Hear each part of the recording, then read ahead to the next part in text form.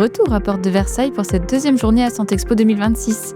Après une première journée rythmée par des annonces officielles et des interventions qui confirmaient la position centrale du numérique dans la stratégie de transformation du système de santé, ce second jour a confirmé la dynamique de la veille centrée sur l'excellence en santé pour tous.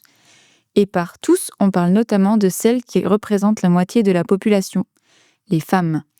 Aujourd'hui, lumière est faite sur des réalités longtemps invisibilisées. Des pathologies sous-diagnostiquées, une minimisation des pathologies spécifiques aux femmes, des parcours de soins semés d'embûches et une recherche médicale historiquement centrée sur le corps masculin.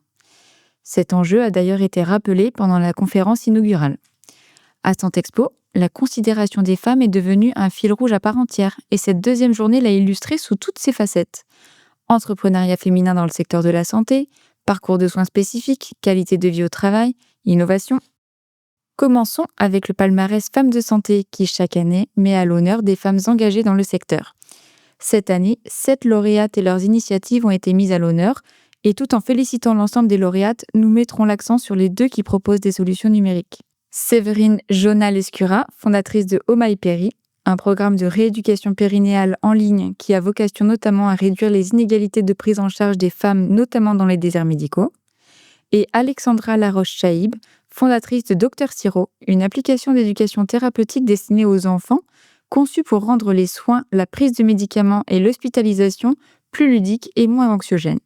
Son objectif, transformer un moment souvent stressant en expérience rassurante et interactive. J'ai créé Dr Siro parce que j'ai mis au monde 2 petites personnes formidables, dont une qui est née avec un handicap moteur. Donc voilà, j'ai décidé de créer pour elle un personnage qui les accompagne 24 heures sur 24 en réalité augmentée dans leur chambre d'hôpital, qui leur permet de reprendre le pouvoir sur leur pathologie, sur leur handicap et de les accompagner et surtout de traduire toute la data pour le soignant. Parce qu'aujourd'hui, Dr Siro, c'est également une interface qui permet aux soignants de collecter toute la data saisie par l'enfant et de la traduire dans toutes les langues et tous les dialectes. Donc je fais gagner du temps aux soignants et je fais en sorte que l'hôpital soit plus fun pour l'enfant. Toujours côté entrepreneuriat, la 4e édition du baromètre Femtech France a été dévoilée ce jour et dresse un constat encourageant. L'écosystème français entre dans une phase de maturité. On compte désormais 200 startups actives, soit une progression de 18% en un an, avec des modèles économiques qui se solidifient. 23% des entreprises ont déjà atteint la rentabilité et le ticket moyen de financement atteint les 3 millions d'euros.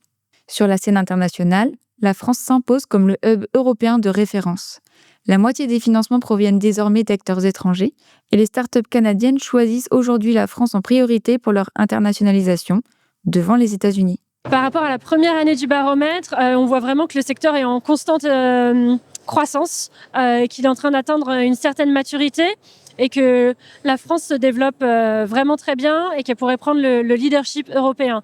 En plus d'être le pays qui a le plus de startups Femtech françaises, on est aussi le seul de l'Union européenne qui a un fonds d'investissement dédié à ce secteur, celui qui a été lancé par la région Île-de-France l'année dernière. Donc il y a vraiment un momentum, on a des institutions qui nous soutiennent, donc il y a une place à prendre.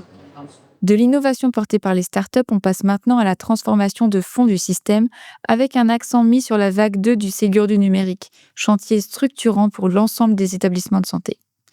L'Agence du numérique en santé a organisé un parcours immersif à travers la simulation du parcours de soins d'un patient pour découvrir comment les services et outils numériques issus de la vague 2 du Ségur transforment concrètement leur prise en charge.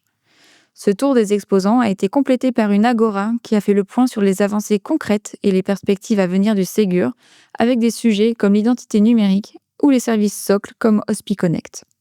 Alors aujourd'hui, l'agora a consisté à faire un focus sur une des phases du Ségur, qui est la vague 2. Vague 2, donc il y a eu une vague 1. En vague 1, on a beaucoup travaillé, ça a été d'ailleurs un gros succès, notamment pour l'hôpital. 90% de l'activité hospitalière est aujourd'hui couverte par les fonctionnalités Ségur de la vague 1. Gros succès. Et puis après, il a fallu aller dans une vague 2. Pourquoi ? Parce que d'abord, il a fallu poursuivre les travaux de la vague 1, continuer à alimenter le DMP, continuer à utiliser la messagerie sécurisée, mais également monter le niveau qu'on devait atteindre en termes de sécurisation des systèmes d'information et rajouter des fonctionnalités. Simplement pour ancrer l'usage, pour que finalement ce qu'on construit soit utilisé, utilisable et sécurisé.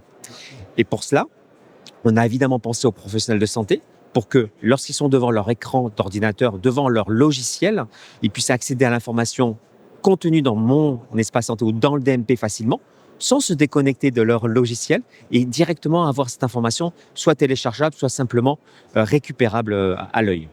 De la même manière, lorsque le professionnel de santé reçoit un message par messagerie sécurisée de santé avec une pièce jointe, il faut que le message soit intégré directement, en particulier sa pièce jointe, dans le dossier patient. Et on gagne du temps en faisant ça. L'un des objectifs centraux du Ségur du numérique, c'est bien le partage sécurisé des données médicales entre tous les acteurs de la chaîne de soins.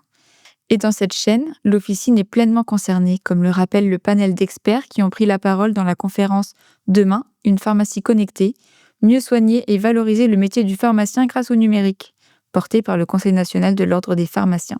Cet échange a été l'occasion de rappeler que le dossier pharmaceutique est aujourd'hui un pilier de partage sécurisé des données liées aux médicaments, données pouvant être versées sur le DMP, et qu'il est utilisé pour la conciliation médicamenteuse, les rappels de l'eau, le suivi des traitements, mais aussi comme un outil de santé publique à part entière. Ainsi, le dossier pharmaceutique optimise le parcours de soins, sécurise la prise en charge médicamenteuse et assure une coordination parfaite ville-hôpital. Donc c'est un formidable outil de mise en relation de tous les acteurs de la chaîne du médicament de façon instantanée, sécurisée, avec un hébergement souverain en France.